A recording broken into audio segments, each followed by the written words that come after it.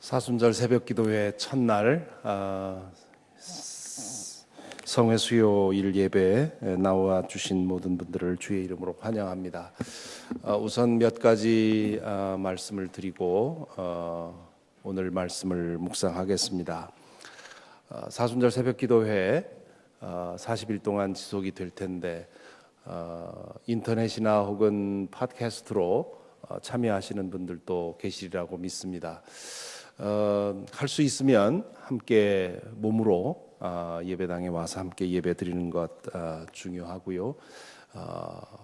아니면 꼭 그 가정에서 혹은 직장에서 공간을 만드실 수 있기를 바랍니다. 그저 오늘 묵상이 뭔가 하고 컴퓨터로 그 내용만 듣는 거 가지고는 안 됩니다. 우리가 새벽기도 드리는 것처럼 그렇게 적어도 30분 이상 시간을 내셔서 찬송을 드리고 기도하고 말씀 읽고 묵상하는 그런 시간을 갖게 되기를 바라고요. 작년처럼 올해도 그 도넛과 그리고 커피가 준비가 돼 있는데 이것을 준비하는 분들이 계신데 그분들만 하지 마시고 혹시 여러분들 가운데 내가 며칠이라도 도와줄 수 있는 그런 마음이 있다 하는 분들은 끝나고 나가시면서 말씀을 해주셔서 여러분들이 같이 섬길 수 있으면 좋겠습니다. 그래서 좀 함께 해 주시기를 바라고요. 또 우리 교회 새벽기도회 기도가 좀 조용하게 기도하는 그런 그 분위기입니다.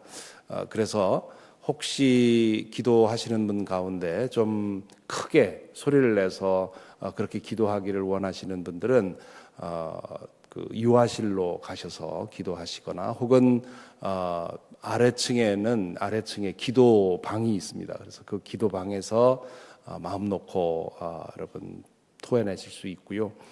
그렇다고 해서 여러분 너무 조용하게 기도하지 마시고 속삭이기도 하시고 숭얼거리기도 하시고 하셔서 기도가 너무 침묵 가운데 진행되지 않도록 그렇게 해주시면 좋겠습니다. 그래서 옆에 사람 방해 안 될 만큼 소리내서 기도하는 것은 허용이 됩니다만은 가끔 작년에도 이제 그런 일들이 좀 있었는데 너무 한두 분이 크게 소리를 내서 기도하시면 본인도 방해받고 다른 분에게도 방해가 됩니다. 그래서 가끔 저에게도 그럴 때가 있는데요. 오늘은 좀 내가 속에 있는 것을 꺼내내면서 토해내는 그런 기도를 드리고 싶다 하는 분들은 유아방 혹은 아래층 기도실을 사용하시면 서로에게 도움이 될 줄로 믿습니다. 그렇게 40일 우리 신앙생활, 우리 영적 생활을 함으로써 주의 은혜가 저와 여러분에게 함께 하기를 바랍니다. 오늘 말씀은 마태복음 5장 1절부터 2절 말씀인데요. 마태복음 5장 1절 2절 우리 함께 한 목소리로 읽겠습니다. 예수께서 무리를 보시고 산에 올라가 앉으시니 제자들이 그에게 나왔다. 예수께서 입을 열어서 그들을 가르치셨다. 아멘. 이번 사순절 기간 동안에는 산상설교의 말씀을 아주 짧게 그 말씀을 나누어서 말씀 묵상을 하겠는데요. 오늘 5장 1절 2절 말씀은 산상설교를 시작하는 도입 부분입니다. 예수께서 사역을 시작하시자 많은 사람들이 그분에게 몰려들었지요. 그분의 가르침은 다른 율법 교사들의 가르침과 달랐고 그분에게서 나오는 치유의 능력은 보는 것만으로도 신이 났습니다. 로마의 압제하에 시달리며 아무 재미없이 살던 갈릴리 사람들에게 모처럼 흥미거리가 생긴 것이지요. 권태로운 일상의 쳇바퀴에서 잠시라도 벗어날 거리가 생긴 것입니다. 예수님에 관한 소문이 불길처럼 번져나갔고 그분이 가는 곳마다 많은 사람들이 모여들었습니다. 그러던 어느 날 예수께서는 당신 앞에 모인 사람들을 가만히 보십니다. 여기 무리를 보시고 그렇게 되어 있는데 이 헬라어의 단어의 의미는 한참을 보고 계셨다 그런 뜻입니다. 당신 앞에 모여 있는 무리들을 한참을 보고 계시더니 그렇게 오랫동안 보시고 나서는 갑자기 돌아서서 아무 말씀도 없이 산으로 올라가시지요. 모여있던 사람들 중에 일부는 예수님을 따라 산으로 올라갔을 것이고 또 어떤 사람들은 돌아서서 집으로 가버렸을 것입니다. 바로 이 부분에서 우리는 묻게 됩니다. 예수님께서 당신 앞에 모여있는 사람들을 한참을 보시고 나서 산으로 올라가셨는데 그들을 바라보면서 무슨 생각을 하셨을까? 왜 그들을 바라보시다가 산으로 올라가셨을까? 이 질문에 대한 대답은 그 이후에 나오는 5장, 6장, 7장에 나오는 말씀들 그 내용을 통해서 대답을 찾을 수가 있습니다. 소위 산상설교라는 제목으로 알려진 이 말씀들은 예수님의 생각, 예수님의 마음을 농축시켜 놓은 수정과 같은 것입니다.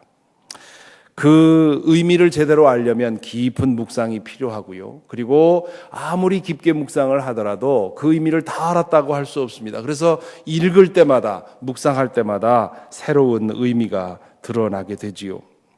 주님은 이 말씀들을 통해서 당신이 누구인지, 그리고 당신을 따르는 제자는 누구인지를 말씀하고 계십니다.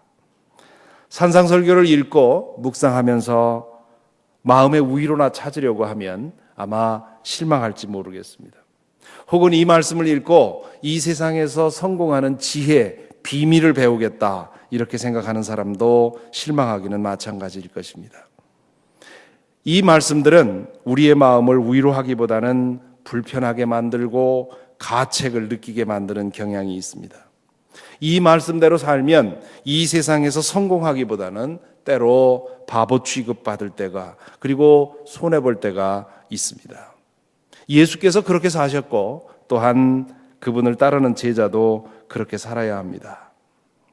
예수께서 당신 앞에 모인 사람들을 한참을 보시다가 아무 말 없이 산으로 올라가신 이유가 바로 여기에 있습니다.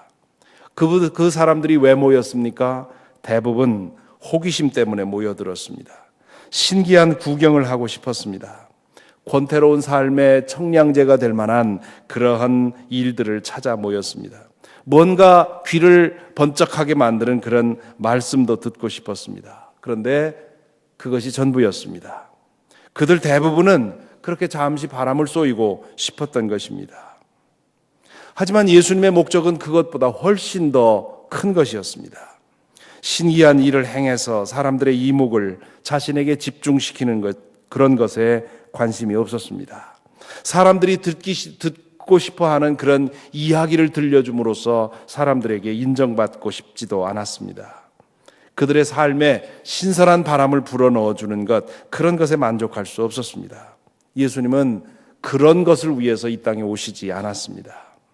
그분의 관심은 그들의 삶을 그 뿌리째 흔들어 놓는 데 있었습니다.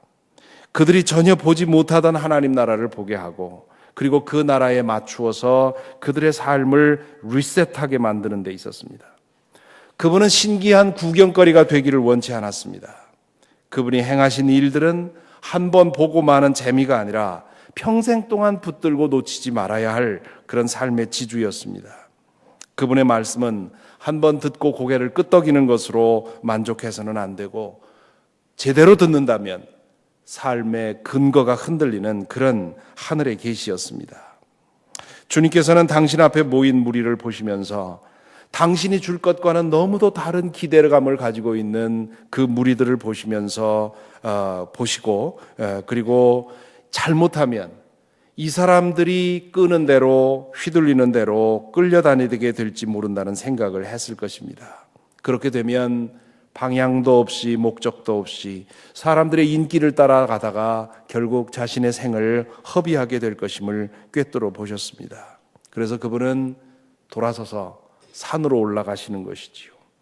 당신이 무엇을 위해 왔는지, 무엇을 위해 살 것인지, 당신을 따르는 사람들은 어떻게 살아야 하는지에 대해서 분명하게 말할 필요를 느낀 것입니다.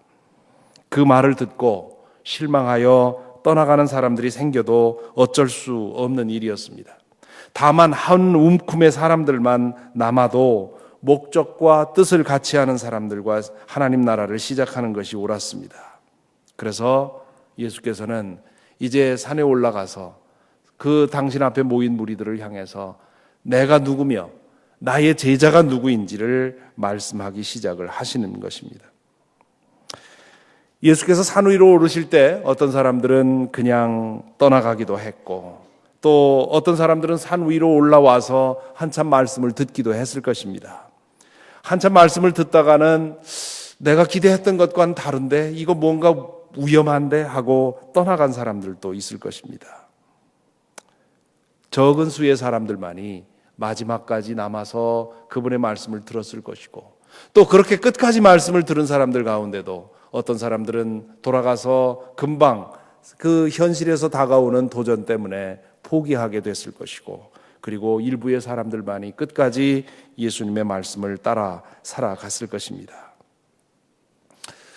오늘 이 자리에 우리가 함께 모인 것은 마치 예수님을 따라 산에 올라간 것과 같은 그런 일입니다. 잘하셨습니다. 사순절 새벽 기도회를 시작했다는 것은 예수님을 따라 산에 올라 그분이 무슨 말씀을 하시는지를 귀담아 듣는 것과 같은 일입니다. 기왕에 산에 오르기로 마음먹으셨으니까 이제 앞으로 40일 동안 이 말씀을 끝까지 하나도 빠짐없이 듣고 깨닫고 힘써야 되겠다 하는 그런 결심을 해야 되겠습니다. 예수님이 우리에게 위로만은 주시지 않을 것입니다. 그분의 말 뜻을 제대로 알고 그 말씀을 따라 우리의 삶을 리셋하면 전에 맛보지 못한 그런 깊은 위로를 마침내 찾기는 하겠지만, 그러나 처음에는 오히려 혼란스러울 수 있고 또 불편할 수 있고 그럴 것입니다. 그 모든 것은 우리가 왜 이 산에 올랐느냐 하는 것에 대한 거기에 달려 있습니다. 만일 우리가 뭔가 신기한 것을 보기 위해서, 전에 들어보지 못한 그런 새로운 말씀을 듣기 위해서, 혹은 세상에서의 성공의 비결을 찾기 위해서, 혹은 축복받는 비결을 찾기 위해서 이 자리에 왔다면 우리도 며칠 지나지 않아서 이 자리를 떠나게 될지 모르겠습니다.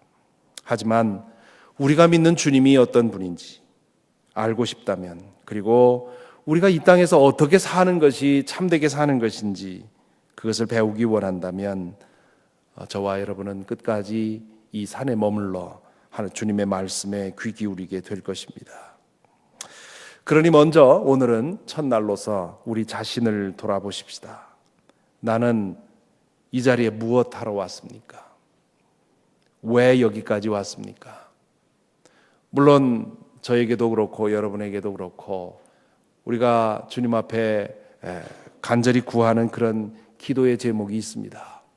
서로 다른 그런 기도의 문제, 내 현실의 문제, 이번 이 사순절 기간 동안에 주님께서 허락해 주셨으면 하는 그런 기도의 제목이 있을 것입니다. 그거 가지고 오는 거 나쁜 거 아닙니다. 또 그런 것에 대한 은혜도 주님께서 주십니다. 때로는 우리가 기대하지 않았던 은사를 받기도 하고요.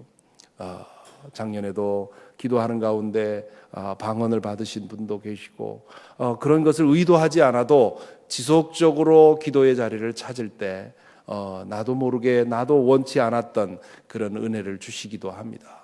그러므로 내 질병의 문제, 내 가족의 문제, 혹은 내 영적인 은사의 문제, 내 직장의 문제, 무슨 문제이든지 간에 그런 문제를 기도의 자리에 하나님 앞에 내놓고 기도하는 것은 절대 나쁜 일이 아닙니다. 하지만 그것은 우리가 주님과 깊이 만날 때 하나님께서 우리에게 주시는 그런 하나님께서 주시는 은혜라고 하는 것이지요.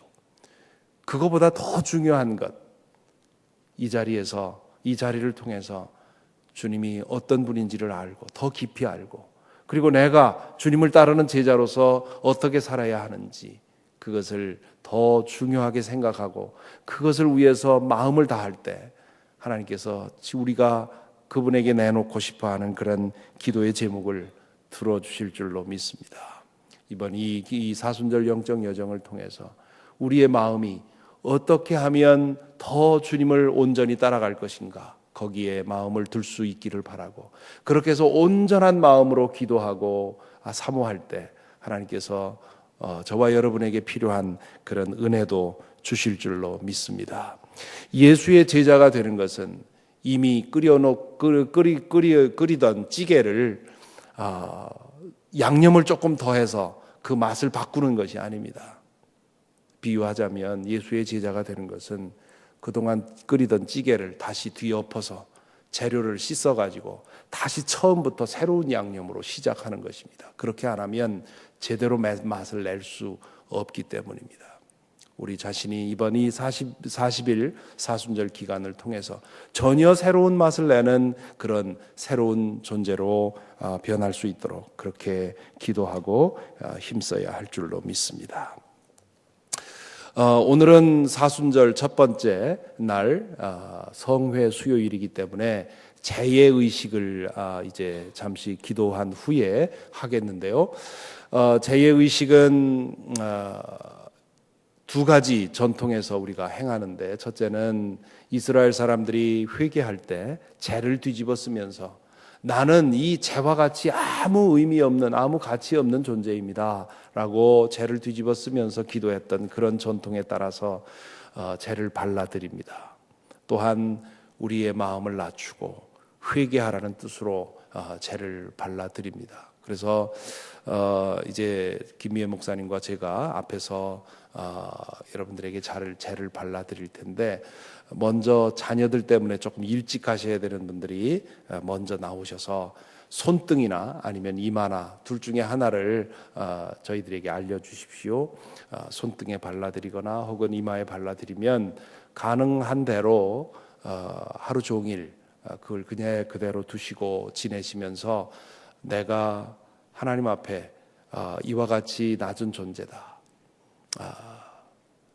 이제 재를 발라드리면서 마음을 낮추시고 회개하십시오, 그런 말씀을 해드릴 텐데, 목사가 1년 지내면서 개인적으로 회개하라는 말 요때 한 번 합니다.